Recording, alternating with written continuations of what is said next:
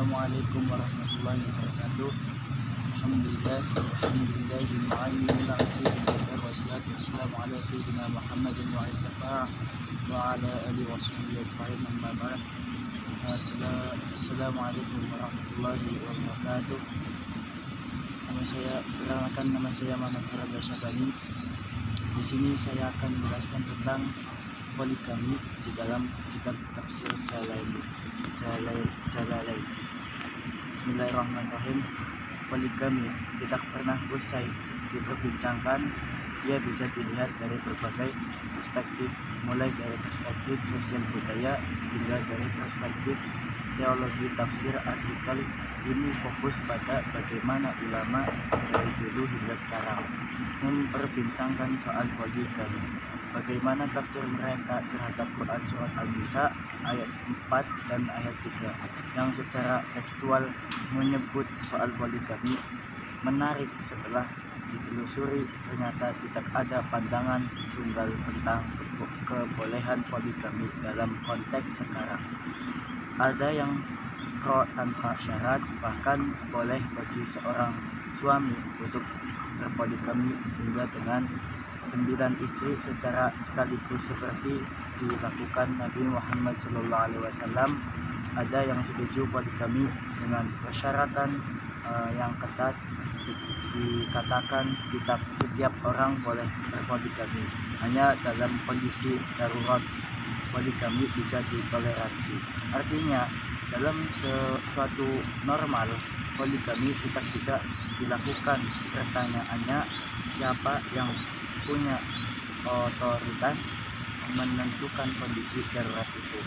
Disinilah titik masalahnya, karena kondisi darurat itu bisa bias dan subjektif. Maka muncul kelompok berikutnya yang kontra poligami. Bagi kelompok terakhir ini jelas zaman Nabi memang zaman poligami, tapi zaman sekarang seharusnya adalah zaman monogami menurut kelompok ini. Yang dituju dari pembatasan poligami oleh Al-Quran adalah monogami. Berapa tahun terakhir kontra poligami merapat kembali di negeri ini, terutama dipicu oleh praktik poligami sejumlah dai kondang di Indonesia. Menarik, baik kelompok yang mendukung maupun yang menolak poligami sama-sama bersandar pada dalil normatif Al-Quran dan sejarah keluarga Nabi Muhammad SAW. Jika ulama yang satu mengutip suatu ayat untuk membolehkan poligami secara mutlak, maka datanglah ulama lain juga membawa ayat yang sama untuk menolak poligami. Tatkala suatu tafsir yang menoleransi poligami didatangkan, maka pada saat yang bersamaan dihadirkan pula tafsir lain yang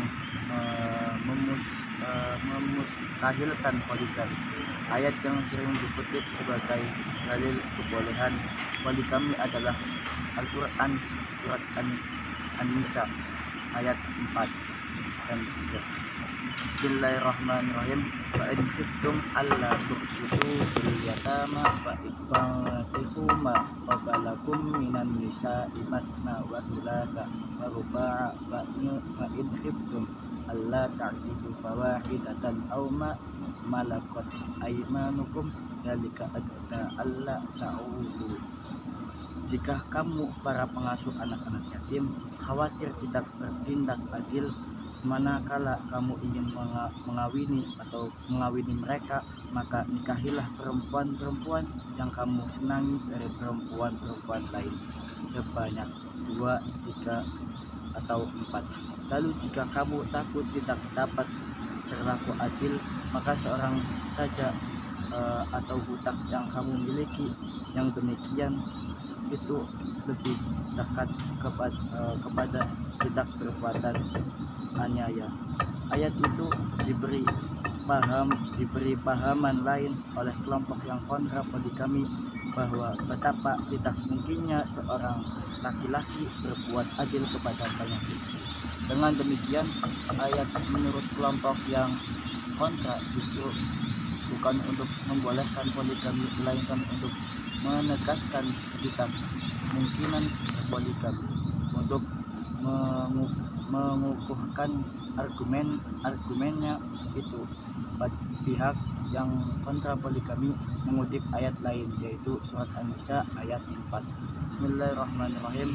Wala tastabi'u, yaitu wala tastabi'u ta'dilu bainan nisa'i walau harastum fala tamilu kullal maili wa tadaruha kal mu'allaqati wa tuslihu wa tattaqu fa innallaha kana ghafurur rahim. Dan kamu sekali-kali tidak akan dapat berlaku adil di antara istri-istri kamu, walaupun kamu sangat ingin berbuat demikian. Karena itu, janganlah kamu terlalu cenderung kepada yang kamu cintai, sehingga kamu membiarkan yang lain terkandung-kandung. Ayat itulah yang kerap menjadi titik bijak ulama dalam membicarakan poligami dalam perspektif Islam. Studi ini menelisiskan argumen yang dipakai ulama untuk menerima poligami secara jumlah persyaratan, bahkan sampai ke kelompok yang menolak poligami secara mutlak. Dalam konteks ini penting dibelah secara kategoris pandangan ulama klasik dan ulama modern perihal poligami. Ini penting dicermati sebab ulama klasik hidup pada era keterbelakangan kaum perempuan, sementara ulama yang sekarang atau modern hidup di era di mana kebangkitan perempuan yang menurut kesetaraan dan keadilan gender telah menjadi isu dunia. Namun sebelum mengulas pandangan ulama itu, penting juga menelaah asbabun nuzul Quran surat An-Nisa. Ada beragam riwayat mengenai asbabun nuzul, sebab turun surah An-Nisa ayat 4 dan ayat 3 tersebut. Pertama, riwayat Aisyah menyebutkan bahwa ayat itu turun berkaitan dengan seorang laki-laki yang menjadi wali anak yatim yang kaya. Laki-laki itu ingin mengawini anak yatim tersebut demi kekayaan semata dan dengan mas kawin yang tidak standar, bahkan mas kawin yang tidak dibayar. Tidak jarang setelah menikah perempuan yatim tersebut kerap mendapatkan perlakuan yang tidak wajar. Daripada menelantarkan perempuan yatim tersebut, maka Allah melalui ayat tersebut mempersilahkan laki-laki untuk menikah perempuan lain yang tidak yatim dan disukai, bahkan sampai dengan 4 orang perempuan jika mampu untuk bertindak adil. Dalam realitasnya, tawaran poligami itu lebih diminati dan anak-anak yatim dapat terselamatkan dari ketidakadilan. Lalu pemberian konsesi dan kompensasi poligami itu tampaknya cukup berhasil melindungi perempuan yatim dari kezaliman sebagian laki-laki saat itu.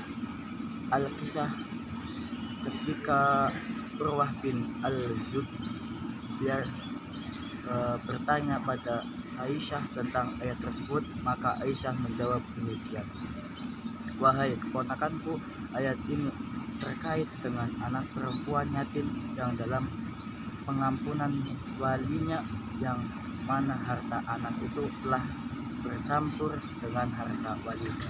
Harta dan kecantikan anak tersebut telah memesonakan si wali tersebut. Lalu dia bermaksud untuk menikahi anak perempuan tersebut dengan tidak membayar mahar anak itu secara adil, sebab bagaimana membayar mahar perempuan lain. Dengan alasan itu dia dilarang untuk menikahi anak perempuan tersebut kecuali jika dia membayar mas kawinnya secara adil sebagaimana mas kawin perempuan lain. Jika tidak demikian, maka dia dianjurkan untuk menikahi perempuan lain saja. Setelah menyebutkan penjelasan Aisyah tersebut, Al-Qurtubi menambahkan argumen lainnya, sekiranya si wali itu menikahi anak perempuan yatim tersebut lalu memperlakukannya dengan perlakuan buruk, karena si wali itu tahu bahwa anak perempuan itu tidak punya pembela yang bisa melindungi dirinya dari kejahatan suami atau walinya. Maka Allah seakan-akan berfirman, jika kalian sudah yakin akan berbuat zalim kepada anak-anak perempuan yatim ketika dinikahi, maka nikahilah perempuan lain yang halal bagi. Kedua riwayat lain menyebutkan bahwa ayat itu diturunkan berkaitan dengan seorang laki-laki yang memiliki 10 orang istri, bahkan lebih. Di samping 10 istri itu, dia juga memiliki beberapa anak yatim. Dalam perwaliannya dikisahkan bahwa laki-laki tersebut kerap mengambil kekayaan anak yatim yang dibawa ke perwaliannya itu untuk kepentingan memberikan nafkah kepada istri-istrinya yang banyak itu. Ketiga riwayat yang menyebutkan bahwa ayat itu turun karena ada kecenderungan beberapa laki-laki menikahi perempuan yatim untuk mengambil hartanya, bukan untuk betul-betul menikahinya.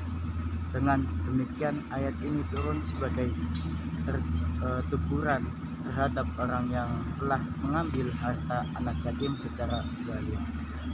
Begitu juga ayat ini menurut Syekh Nawawi Al-Jawi merupakan teguran terhadap laki-laki yang tidak bisa adil dalam pemberian nafkah kepada para istri, sebagaimana mereka tidak bisa adil dalam pemenuhan hak anak-anak yatim. Jika demikian kenyataannya, maka cukuplah begini untuk menikahi satu perempuan saja, karena itu yang paling memungkinkan bagi laki-laki untuk terhindar dari kezaliman. Umumnya ulama zaman dahulu tidak mempersoalkan kebolehan poligami.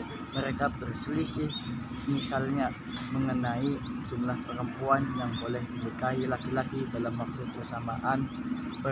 Pertama ulama Zahiriyah Ibnu Al-Sahabbah Al-Umrani Al-Qasim Ibnu Ibrahim dan sebagian kelompok Syiah yang berpendapat poligami bisa dilakukan dengan lebih dari 4 perempuan. Pandangan ini didasarkan pada surah An-Nisa ayat 4 dan di atas tadi. Bagi mereka, kata An-Nisa dalam ayat tersebut merupakan kata umum yang tidak bisa dispesifikasi dengan angka musanna, sulasa, rubai. Angka itu disebutkan untuk menunjukkan bahwa laki-laki diperbolehkan menikah dengan banyak perempuan. Karena itu, jika ada hadis atau ahad yang membatasi jumlah perempuan yang boleh dinikahi menjadi 4, itu tidak bisa diterima, sebab hukum Al-Quran tidak bisa dibatalkan oleh hadis atau Ibnu Abdul Al-Bar menambahkan bahwa hadis yang membatasi pernikahan dengan 4 perempuan itu mengandung catatan, walaupun diriwayatkan dari berbagai jalur. Ditambah pula menurut mereka, jika benar Nabi pernah meminta beberapa sahabatnya untuk menceraikan istri-istrinya yang banyak dan menyisakan 4 istri saja, maka itu harus dipahami konteksnya. Boleh jadi menurut mereka Nabi meminta menceraikannya itu karena ada sebab syar'i, misalnya karena ada hubungan nasab, dan hubungan susuan yang menjadi yang menjadi yang menjadi penghalang untuk menikahi perempuan itu, namun mereka tidak menunjukkan bukti tentang adanya sebab-sebab yang menghalangi pernikahan para sahabat. Dengan banyak perempuan itu, mereka hanya berkata demikian. Boleh jadi Rasulullah SAW menyuruh mengambil 4 istri dan menyeraikannya yang lainnya karena mengumpulkan mereka secara keseluruhan tidak dimungkinkan karena adanya kesamaan nasab ataupun hubungan persusuan. Mereka pun menambahkan bahwa huruf wawu yang mengatakan matsana, tulasata dan ruba menunjukkan pada penjumlahan al-jama' al-mutlaq, bukan pada pemilihan al-takhir. Karena itu menurut mereka jumlah perempuan yang boleh dinikahi hanya 4, tapi bisa lebih. Kurang lebihnya dari saya. Wallahumma fiqh ila aqwamit thoriq. Wassalamualaikum warahmatullahi wabarakatuh.